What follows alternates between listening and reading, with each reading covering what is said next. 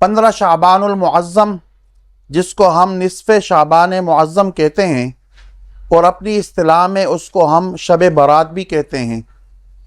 یہ شعبان المعظم کی 15ویں رات ہوتی ہے،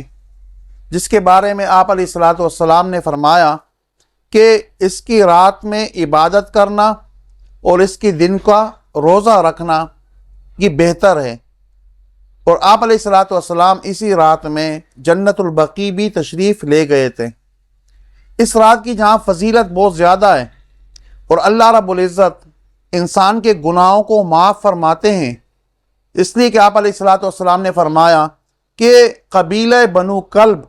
جن کے پاس بہت زیادہ بھیڑ بکریاں تھیں اور بڑا قبیلہ تھا اور بہت سارے مویشی ان کے پاس تھے،